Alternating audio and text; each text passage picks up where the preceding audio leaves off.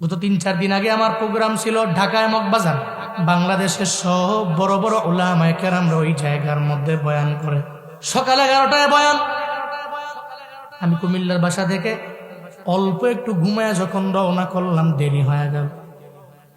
মেঘনা ব্রিজটা পার হওয়ার পরে পুলিশ আটকাইল, বলে গাড়িতে ওভার স্পিড ছিল প্রায় 120।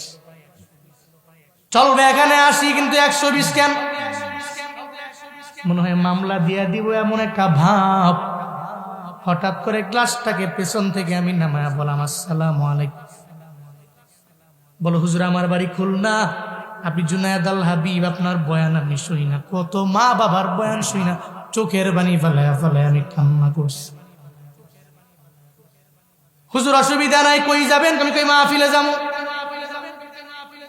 বাংলাদেশ এখন স্বাধীন, যান মানুষগুলোরে মহাব্বত কইরা দিনের বয়ানগুলো, ইসলামের বয়ানগুলো শোনায় দেন।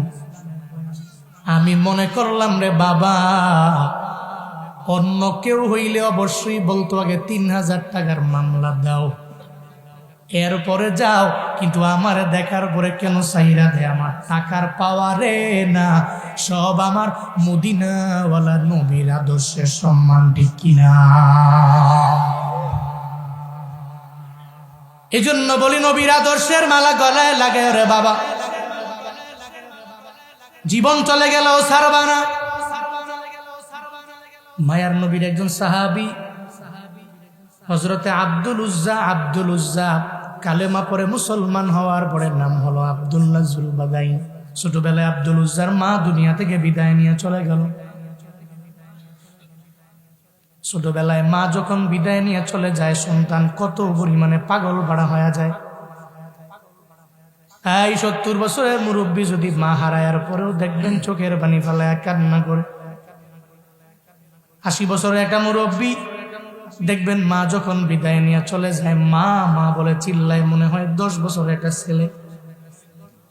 কেন রে? বলে মায়ের জন্য সন্তানের আবার আশায় হয়ে যায়।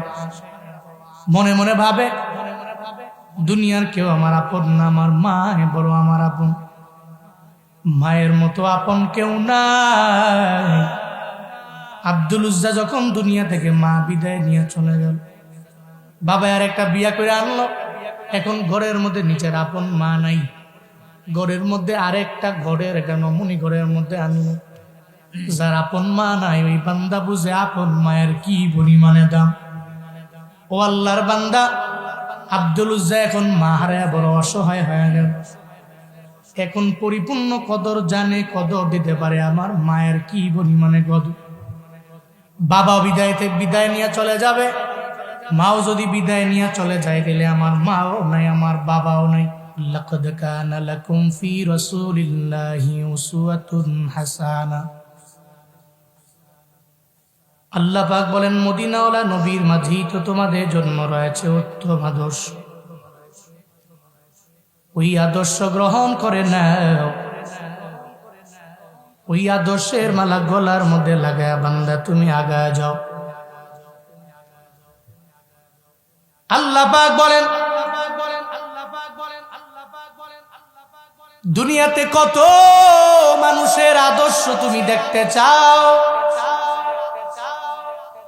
সব আদর্শ যদি একটা পাল্লায় রেখে দাও, মদিনাওয়ালা নবীর আদর্শ যদি আর এক পাল্লায় মাপার জন্য রেখে দাও, তো দুনিয়ার সব মানুষের আদর্শের পাল্লাটা হালকা হয়ে যাবে, আমার মদিনাওয়ালা নবীর আদর্শের পাল্লাটা ভারী হয়ে যাবে।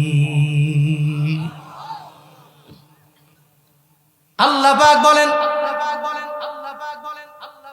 তুমি খানার প্লেটের মধ্যে বসো, ওই জায়গায় আমার মায়ার নবীর সুন্নত আছে না নাই? আসেনি? রাস্তা দিয়ে হাঁটলেন, হাঁটার সময় ডানে হাঁটবেন না বামে হাঁটবেন, হাঁটার সময় কেমন কথাবার্তা বলবেন, ওই জায়গার মধ্যে আমার নবীর আদর্শ আছে না নাই? দুইজনের সাথে মোলাকাত হলো, দুই বন্ধু কেমনে কথা বলবে, কিভাবে বলবে, ওই জায়গায় নবীর আদর্শ আছে না নাই? নবীর আদর্শ এত সুন্দর, কোন বান্দা যদি ওই নবীর আদর্শের মালা গলার মধ্যে লাগায়া যদি আগায়া যাইতে পারে, কোনো চিন্তা নাই, কোনো টেনশন নাই। আল্লাহ বলেন আসমানের নিচে জমিনের উপরে তার চাইতে দামি আর কেউ নাই। জুনায়েদ আল হাবিবের মহব্বত করে মানুষ কেন? টাকা পয়সার মালিক, ধনী মানুষ, অনেক বড় নেতা, এই জন্য আমারে মানুষ ভালোবাসে। বান্দা এমন হবে না। আমার জুব্বা বড় সুন্দর, বড় দামি, এজন্য মানুষ আমারে ভালোবাসে না। কেন ভালোবাসে? আজকে আমি জুব্বাটা কইলা, শার্ট প্যান্ট টাই লাগায়া যদি টুপিটারে বাদ দিয়া চুলের মধ্যে একটা কাটিং লাগায়া যদি আমি সমাজের মধ্যে চলাফেরা করি, খোদার কসম করে বলি একটা মানুষও আমারে ভালোবাসবে না, ঠিক কিনা? এই জন্য আল্লাহ পাক জানায়া দিলেন মদিনাওয়ালা নবীর আদর্শের মালা গলায় লাগাও। যদি আদর্শের মালা গলায় লাগাই তাহলে ফায়দা হবে দুইটা, আল্লাহ জানায়া দেয়। কুল ইন কুনতুম তুহিব্বুনাল্লাহ ফাত্তাবিউনি ইউহিব্বুকুমুল্লাহ ওয়া ইয়াগফির লাকুম যুনুবাকুম আল্লাহু গফুরুর রহিম।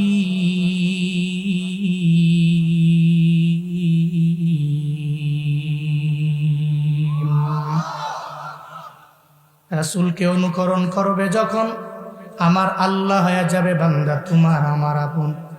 আল্লাহ যদি আমার আপন হয়ে যায়, আমার জিন্দেগি সব গুনাহ মাফ করবে। তখন বলেন সুবহানাল্লাহ। আল্লাহ পাক বলেন আমার নবীরে ফলো যদি করতে পারো। রবের ভালোবাসা চায় না, আমার রবের পক্ষ থেকে জান্নাত চায় না এমন কোনো বান্দা নাই। সব বান্দা জান্নাতি হওয়ার জন্য এই যে ফজরে যায়, জোহরে যায়, আসরে যায়, মাগরিবে যায়, এশায় যায়, এই যে ঘুম বাদ দিয়া মাহফিল শোনার জন্য ময়দানের মধ্যে আসলেন রে বাবা, টাকার জন্য না, বাড়ি গাড়ির জন্য না, বরং রবের জান্নাত কেমনে পাওয়া যায় এই চিন্তা নিয়ে বান্দা সব জায়গায় জায়গায় দৌড়ায় যায়। শুধু তাই না রে বাবা, কত এলাকায় গেলে যুবক দোয়ার জন্য আসে, হুজুর 10 কিলোমিটার বাইক চালাইয়া দোয়া নেওয়ার জন্য আসলো। কেন রে? বলে হুজুর যাতে করে দোয়া দিয়া উলামায়ে কেরামদের সাথে জান্নাতের মেহমান হতে পারে। এই চিন্তা নিয়ে আগায়। আল্লাহর ভালোবাসা পাওয়ার জন্য মানুষ বড় পাগল। আল্লাহর ভালোবাসা তখনই তুমি পাবা যদি আমার মদিনাওয়ালা নবীর আশিক হয়ে যাও। ওই নবীর আশিক যদি হতে পারো রে গোলাম, আল্লাহকে ভালোবাসা লাগবে না, আল্লাহই তোমারে ভালোবাসবে। এই জন্য আল্লাহ পাক জানায়া দিলেন বান্দা তুমি মদিনাওয়ালা নবীরে ভালোবাসা আরম্ভ করে দাও। ওই নবীর আদর্শের মালা গলায় লাগাইলে ফায়দা তোমার দুইটা। 1 নম্বরে আল্লাহ ভালোবাসবে, আর 2 নম্বরে আমার মাওলা জিন্দেগীর গুনাহ মাফ কইরা দিবে। হযরতে বেলাল কত পরিমাণে কালো সাহাবীর নাম। ওই বেলাল আমার রবের দরবারে কেন এত দামি হয়ে গেল? যেই বেলালের কালো চেহারার কারণে চেহারাই দেখা যায় না, হাসি দিলে শুধু দাঁত দেখা যায়, কিন্তু আল্লাহ পাক হযরতে বেলালের এত পরিমাণে দামি বানায়া দিলেন। মায়ার নবী যখন মেরাজে গেছেন, ওই জায়গায় গিয়ে শুনে হযরতে বেলালের হাঁটার আওয়াজ পাওয়া যায়। নবী ডেকে বলে জিবরাইল, এই যে হাঁটার আওয়াজ শুনতে পাই এটা কার বলে দাও।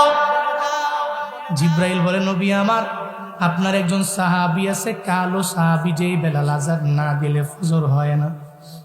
ওই বেলালের হাঁটার আওয়াজ আপনি আরশে মুআল্লা পর্যন্ত বেলালের হাঁটার আওয়াজ পরিপূর্ণ পৌঁছায় গেল। ওই বেলাল নবীর বংশের কেউ না, কিন্তু আমার রবের দরবারে কত দামি জানো? আল্লাহ পাক কত সম্মানিত বেলালের করলেন, কেন জানো নি? আমার মদিনাওয়ালা নবীর আদর্শের মালা গলার মধ্যে লাগায় বেলাল লাগায় গেল। এই জন্য আল্লাহ হযরতে বেলালের দামও বাড়ায় দিল। আবু তালেবের দাম বাড়ে নাই। আজও চাচা আবু তালেবের নাম নিয়ে কেউ চোখের পানি ফেলায় কান্না করে। অথচ মায়ার নবীর যেই সময়ে মাও নাই, নবীর বাবাও নাই, নবীর দাদাও নাই, ওই সময় সব হারাইয়া রহমাতুল্লিল আলামিনের প্রটোকল দেওয়ার মতো কেউ নাই। ওই সময় চাচায় নবীরে দুইরা দুইরা বড় করে, নবীরে লালন পালন করে। আমার মদিনাওয়ালা নবীরে খাবারের বেলাও চাচা আগায়া থাকে। আবু জাহাল বারবার যা বলে, হ্যাঁ আবু তালেব, তোমার মোহাম্মদের থামাও, তোমার মোহাম্মদ যদি থেমে যায় তাহলে আমরা মারার জন্য ফোন দিয়ে আঁকতে পারি না, যদি না থামে তাহলে ওরে মারার জন্য বিভিন্নভাবে ফোন দিয়ে আঁকবো আমরা। চাচা আবু তালেব কয়, যদিও আমি কালেমা পড়ে মোহাম্মদের হাতে মুসলমান হই নাই, কিন্তু মোহাম্মদের জন্য আমি চাচা কত পরিমাণে পাগল তোমরা তো জানো না। আমি মোহাম্মদের জন্য কত পরিমাণে আশেক জানো। এই আবু জাহাল, আমার মোহাম্মদের মারার জন্য যাবা, আমি চাচায় জীবনে কোনোদিন বৈশা থাকবো না। আমার জীবনে যদি চলে যায়, এরপরেও মোহাম্মদের বাঁচানোর জন্য আমি চেষ্টা করে আগায় যাব। ওই চাচা এত পরিমাণে আমার নবীর জন্য বড় আশেক, এই জন্য রহমাতুল্লিল আলামিন বারবার চাচার মরণের আগে বারবার চাচারে জানায় দেয়, চাচা পুরো জিন্দেগি লাগাইয়া মূর্তি পূজা করলেন, এরপরেও কোনো অসুবিধা নাই, একটু কালেমা পড়ে মুসলমান হয়ে যান। যদি হইতে পারেন তাহলে কালেমা পড়ার কারণে সুপারিশ করে আমি রবের জান্নাতের মধ্যে নিয়ে যাব। চাচা ডেকে বলে, মোহাম্মদ আমারে যদি 1000 বার বলো, এরপরেও কালেমা পড়ে আমি মুসলমান হইয়া আমার ধর্মের মধ্যে চুন কালি আমি মারতে পারব না। মায়ার নবী কান্দে, চাচার জন্য বারবার চোখের পানি ফেলায়া ফেলায়া কান্না। ও চাচা আমার, একটু কালেমা পড়ে মুসলমান হয়ে গেলে রবের দরবারে দাবি হয়ে যায়। নবী যখন কান্না করে, আল্লাহ পাক সঙ্গে সঙ্গে জানায় দেয়, জিবরাইল আমার নবী কানবে, নবীর কান্না আমি সহ্য করতে পারি না, নবীর দরবারে যাও, আমার মায়ার নবীরে গিয়া জানায় দাও, নবীরে যা বলে দাও, ইন্নাকা লা তাহদি মান আহবাবতা ওয়ালাকিন্নাল্লাহা ইয়াহদি মান ইয়াশা। এই জিবরাইল নবীরে জানাও। নবী চোখের পানি ফেলে কান্না করলেও ফায়দা নাই। যতই কানবে, ভালোবাসার মানুষ যদি আমার মাওলা হিদায়াত না দেয়, আল্লাহ যদি না দেন, জীবনে কোনো আলেম হেদায়েত দিতে পারবে না, ঠিক কিনা?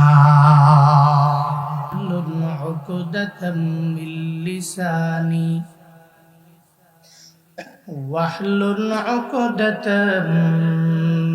من لساني يفقه قولي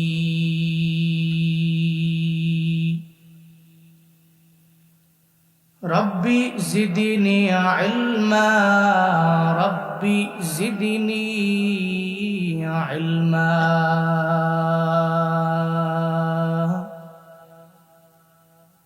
ربي زدني علما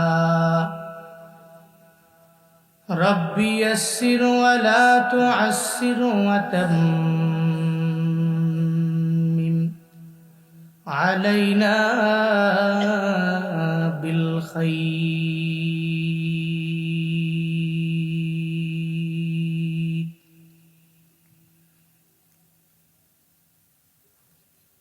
कौनैन का मुख्तार खुदा तुमको बनाया कौनैन का मुख्तार खुदा तुमको बनाया उम्मत की निगाहबान खुदा तुमको बनाया उम्मत की निगाहबान खुदा तुमको बनाया या रब मेरे आँखों में समा जाए मदीना या रब मेरे आँखों में समा जाए मदीना मुद्दत से मेरे दिल में तमन्नाए मदीना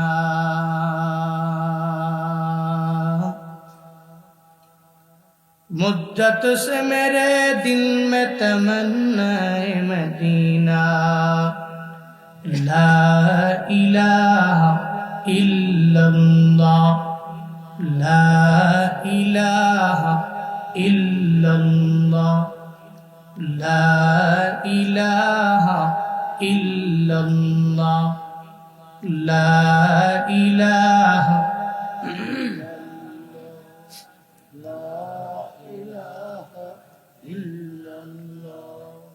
لا إله إلا الله لا إله لا إله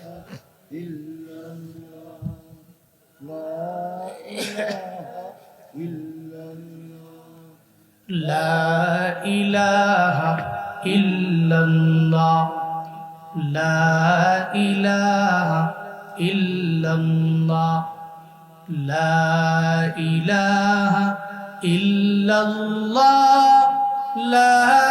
إله إلا الله لا إله إلا الله لا إله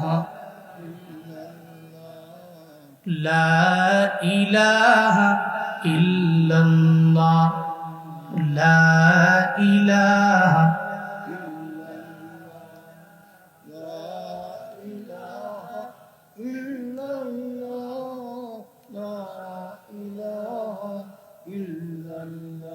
محمد رسول الله صلى الله عليه وسلم চৌধুরী ঘুগার যুব সমাজের উদ্যোগে আয়োজিত চতুর্থতম বার্ষিক তাফসীরুল কুরআন মাহফিলের আজ 8 ডিসেম্বর 2024 মুতাবাররাক এই মজলিসের সম্মানিত সভাপতি অবসরপ্রাপ্ত শিক্ষা অফিসার জনাব আলহাজ মোহাম্মদ মহিউদ্দিন খন্দকার সাহিব, আজকের এই মাহফিলের সম্মানিত প্রধান অতিথি রায়গঞ্জ তাড়াশ সলঙ্গার সাবেক জাতীয় সাংসদ আলহাজ মোহাম্মদ আব্দুল মান্নান তালুকদার সাহিব, আজকের এই মাহফিলের বিশেষ অতিথি জনাব ভিপি আইনুল হক সাহিব, জনাব এবিএম আব্দুল সত্তার সাহিব। আজকের এই মাহফিলে আমার পূর্বেই কোরআন এবং হাদিস থেকে দিক নির্দেশনামূলক বাণী আপনাদেরকে শুনিয়েছেন মুফাসসিরে কোরআন, আলোড়ন সৃষ্টিকারী বিশিষ্ট ইসলামী চিন্তাবিদ, চণ্ডীভোগ হাফিজিয়া মাদ্রাসা তারাশের সম্মানিত মুহতামিম হযরত হাফিজ মাওলানা মোহাম্মদ জহুরুল ইসলাম জামিল দামাত বরকাতুহুম। আর কথা বলেছেন হযরত মাওলানা মোহাম্মদ নজরুল ইসলাম জিহাদি দামাত বরকাতুহুম। কথা বলেছেন হযরত মাওলানা মোহাম্মদ ফজলুল হক দামাত বরকাতুহুম। আর অনেকেই বাদাল মাগরিব থেকে নিয়ে এ পর্যন্ত কোরআন এবং হাদিস থেকে সুন্দর দিক নির্দেশনামূলক বাণী আপনাদেরকে শুনিয়েছেন। আজকের এই মাহফিলের আয়োজন করেছেন যুব সমাজ, ইয়াং সোসাইটি, যাদের অক্লান্ত পরিশ্রমে এই মাহফিল দাঁড়িয়েছে। চতুর্থতম যেহেতু, এর মানে এরা এর আগে 3 বার করেছেন, এবছর চতুর্থতম। এই যে সুন্দর একটি মাজলিস, নবীজির ভাষ্য মতে বেহেশতের বাগান। এই যে আসলেন, বসলেন, আপনারা খুশি না বেজার? সবাই বলবেন ভাই খুশি না বেজার? একটু একটু খুশি না খুশি আছেন? ভালোই, খুশির আওয়াজটা ভাল লাগতেছে না আমার। খুশি তো? আজকের এই মাহফিলের আয়োজন যারা করেছেন, আল্লাহ যুবকদেরকে দুনিয়া এবং আখেরা উভয় জগতে কল্যাণকামীদের অন্তর্ভুক্ত বানায় দেন। সকলেই পড়িয়া আমিন। প্রিয় হাজরিন, এই সমাজে, এই এলাকায় অনেক মানুষ আছে যাদেরকে আপনি একবার কেন, দুবার কেন, তিনবার কেন, 10 বার ওর কাছে ভালো কিছুর দাওয়াত নিয়ে গেলে সে অ্যাকসেপ্ট করে না, বরং ইগনোর করে। এই যে মাহফিলে আসলেন, আপনারা কেউ টাকা দিবে না, বাড়ি করে দিবে না, নিজের খেয়ে, নিজের পরে, নিজের শ্রম দিয়ে এই যে মাহফিলে আসলেন, এই যে বসলেন, কিছু আলোচনা শুনবেন, তৌফিক দিচ্ছেন কে? আরো জোরে বলেন, কে তৌফিক দিচ্ছেন? এতে কোনো সন্দেহ আছে? তৌফিক তো আমাদের নাই। আমরা চলতে পারি না, আমরা খাইতে পারি না, আমরা বসতে পারি না, আমরা যাইতে পারি না, আমরা একটা কদম ফালাবো এই যোগ্যতা আমাদের নাই। শুধু কি তাই বলে না, একটা মানুষ অক্সিজেন অ্যাকসেপ্ট করে, কার্বন ডাইঅক্সাইড বের করে। এই যে অক্সিজেন, কার্বন ডাইঅক্সাইড বের করে সেকেন্ড টাইম আপনি যে অক্সিজেন নিতে পারবেন, এই গ্যারান্টি পৃথিবীর কোন ডক্টর আপনার দিতে পারবে? ডাক্তাররা কত কথাই বলে, যেমন বলে, আমার পরিচিত একজন আছে, বাবা যে মসজিদে খুতবা দিতেন, ওই এলাকার বহু বছর আগের এক ঘটনা। মুরব্বী উঠছে কেন, কই যাবেন? হ্যাঁ, আইতে হইব। আর একটা কথা বলে রাখি, এই যে আসলেন, বসলেন, যদি খারাপ লাগে শুয়ে যাবেন, লেকিন উঠা যাবে না। একজন যদি খালি উঠছে, তাহলে মাহফিল বন্ধ করে ওনার বিষয়ে বয়ান হবে 5 মিনিট আগে, এরপরে মাহফিল। একটু ধৈর্য সহকারে বসেন, আমি আপনাদের কষ্ট দিব না। এটা আমার মাহফিল থেকে কেউ উঠতে পারে না, ভয় পায় না, ওই যে ওরা জানে। উঠেন না, উঠলে আপনার বিষয়ে বয়ান হইব 10 মিনিট পরে, হইলো বয়ান আরেক জায়গায়। ধৈর্য সহকারে বসতে পারবেন তো ইনশাআল্লাহ? পারবেন তো ইনশাআল্লাহ?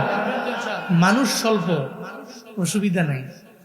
ইসলাম সবসময় কম দিয়েই জয় হয়েছে, ঠিক কিনা? বদরের প্রান্তরে মুসলমানদের সংখ্যা কয়জন? কাফিরদের কত? তাহলে কোথায় 1000, কোথায় 313? There is a biggest difference. আবার এরা হলো সশস্ত্র, মুসলমানদের হাতে অস্ত্র নাই। খেজুরের ডাল হাতের মধ্যে নিয়ে আল্লাহর উপরে তাওয়াক্কুল করে 313 জন দৌড় দিয়েছে আল্লাহর নামে। জয়ী না পরাজয়ী? সবাই বলতে হবে, জয়ী না পরাজয়ী? এই জয় দিয়েছেন কে?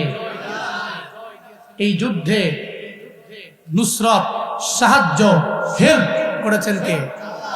এতে কোনো সন্দেহ আছে? এই জন্য কম বলতেই যে পরাজয়ী, কম বলতেই যে কবুল না, বিষয়টা এমন নয়। বিশাল বড় মাহফিল, মানুষ গেছে, প্রেমের কাহিনী, লাভারের কাহিনী, শেখার কাহিনী, ব্রেকআপের কাহিনী, শুইনা ঠিক বইলা গেছে গা।